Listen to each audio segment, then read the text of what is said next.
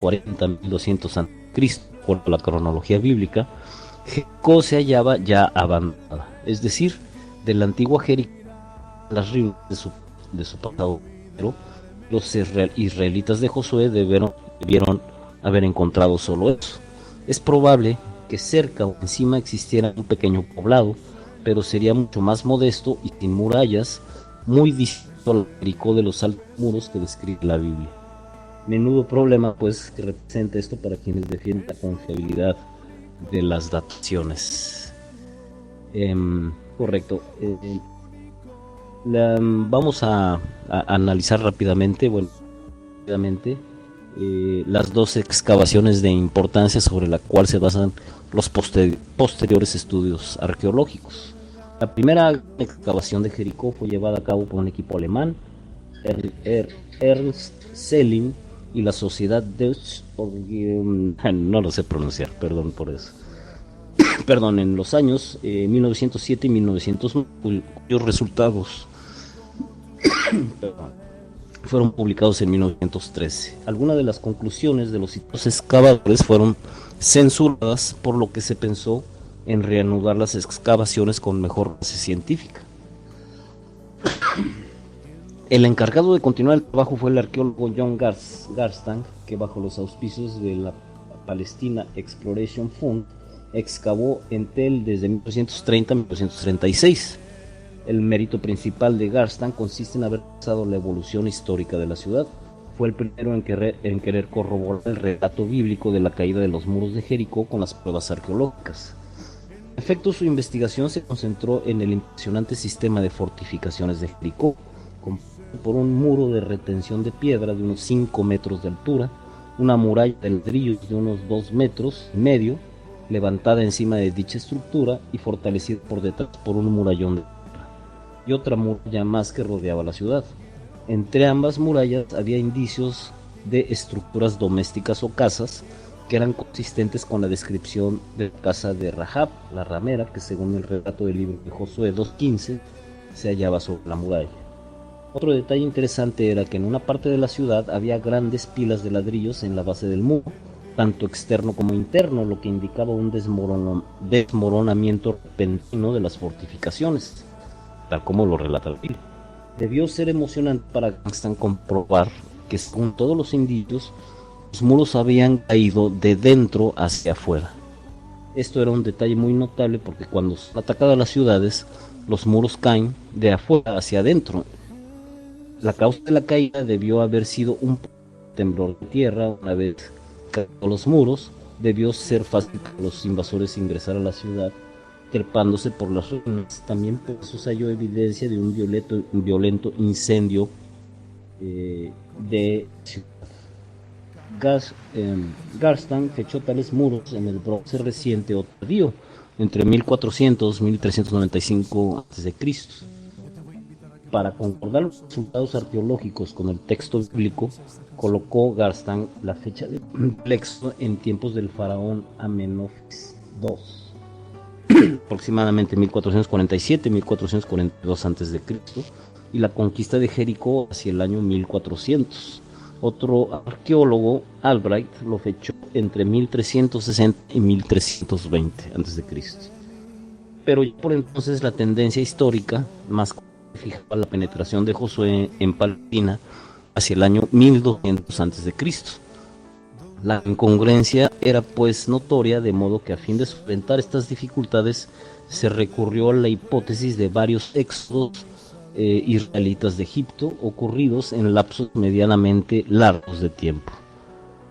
Estas divergencias profundas entre arqueólogos tocantes a las fechas de la destrucción de Jericó movieron a la British School of Archaeology y a la American Schools of Oriental Research a emprender nuevas excavaciones que dirigió la señorita Kathleen Kenyon, que por cierto hay un video en YouTube muy interesante acerca de esta arqueóloga. Su finalidad principal era zanjar definitivamente las discusiones en torno a la fecha de la destrucción de Jericó relacionada con Josué.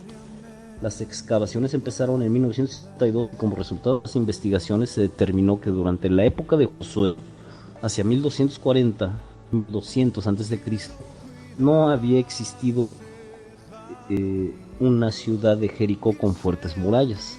El doble muro atribuido por Gangstan al bronce reciente y por lo mismo identificado con el que fue destruido en tiempos de Josué no era más que una parte del complejo sistema defensivo reconstruido y retocado varias veces durante el tercer milenio, o sea, en el bronce antiguo.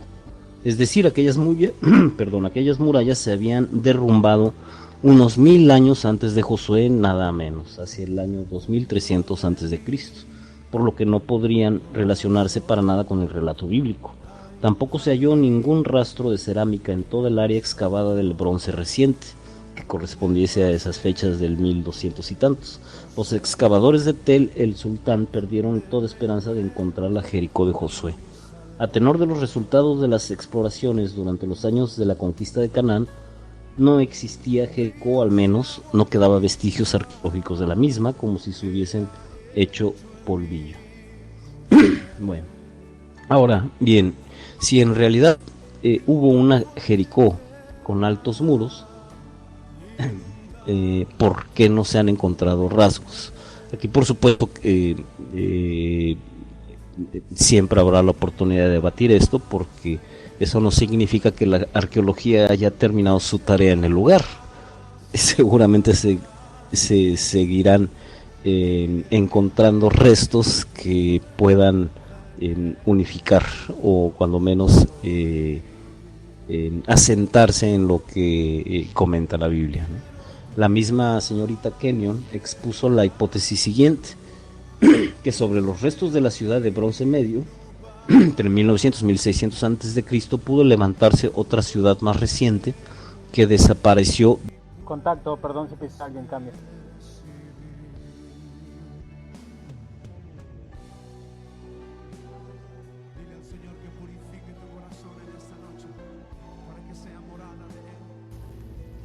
Perdón, continúo. Decía que, bueno, a raíz de estas divergencias nació otra hipótesis en la cual se dice que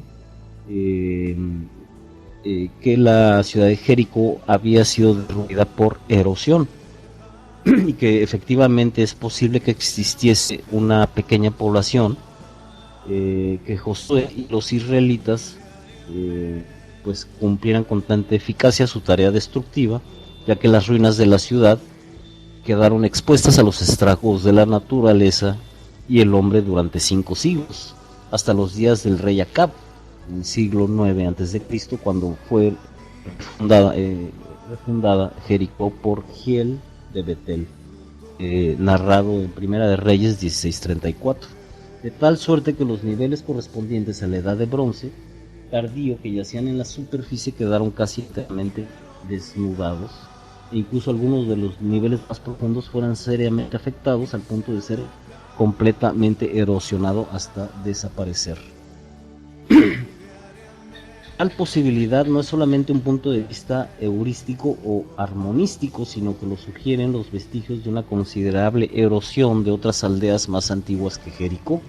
Por ejemplo, las tumbas de la Edad de Bronce Medio demuestran en forma decisiva la importancia de la Jericó de esa época, o sea, del llamado periodo patriarcal, aunque en el montículo de la ciudad, la mayor parte de la ciudad del Bronce Medio, y aún buena parte de la del Bronce Temprano que la aconteció, fue erosionada hasta desaparecer entre aproximadamente los 1600 y 1400 a.C.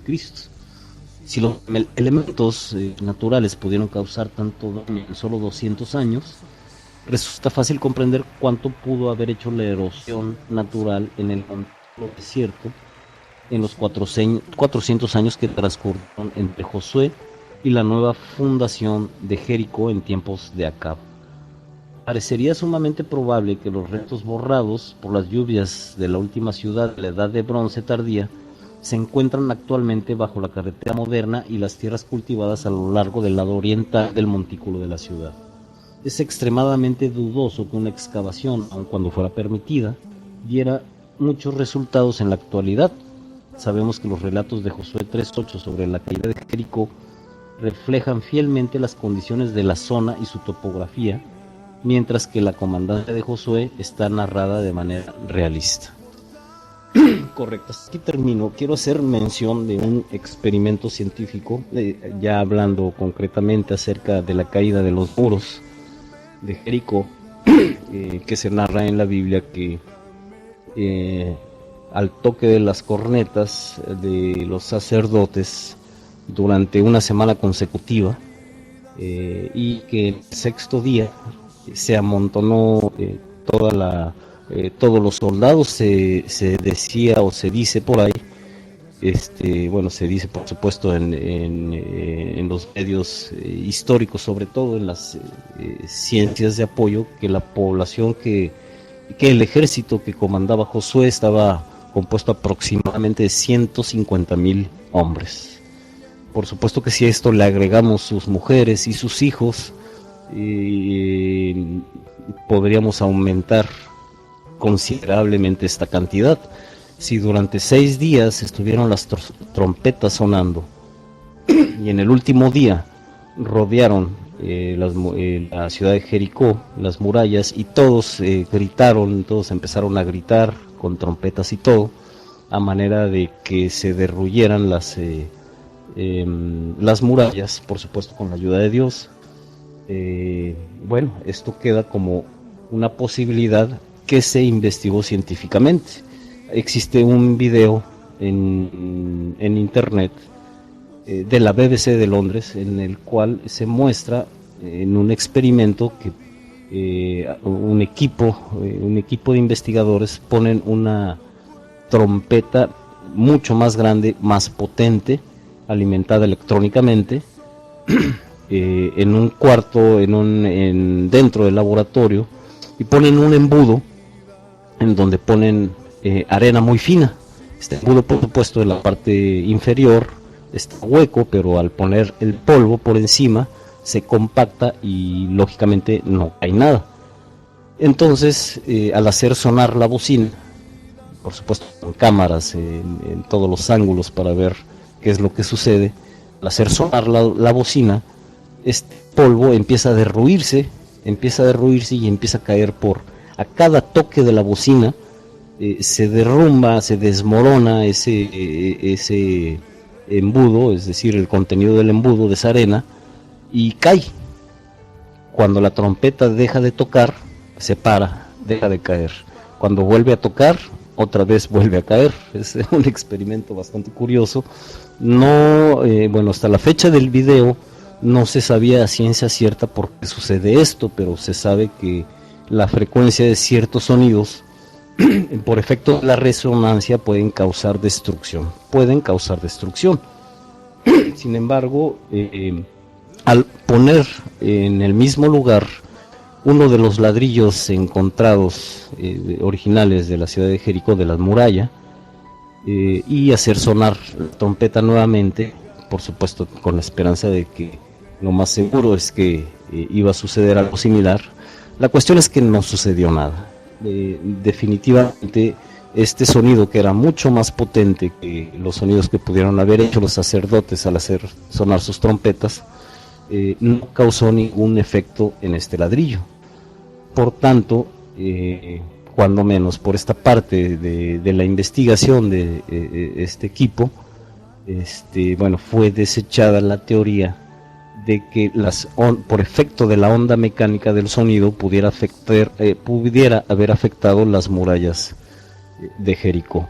Sin embargo, se barajan otras posibilidades, como que, por ejemplo, con el transcurso de los años, al saber que es una ciudad amurallada muy antigua, pudieron haber estragos ya en sus cimientos, y por supuesto que a través de tantos años debieron de haber habido reparaciones en la misma, y por tanto debilitamiento en alguna de sus partes. Se maneja, por cierto, otra teoría en la cual la intención de hacer sonar las bocinas, las trompetas durante 6 días, era para que en el sexto día, y al estar congregados a la expectativa la población de Jericó, una avanzada de Josué pudo haber llegado por atrás para intentar trepar las murallas al estar todos concentrados en el frente durante 6 días. Por supuesto son hipótesis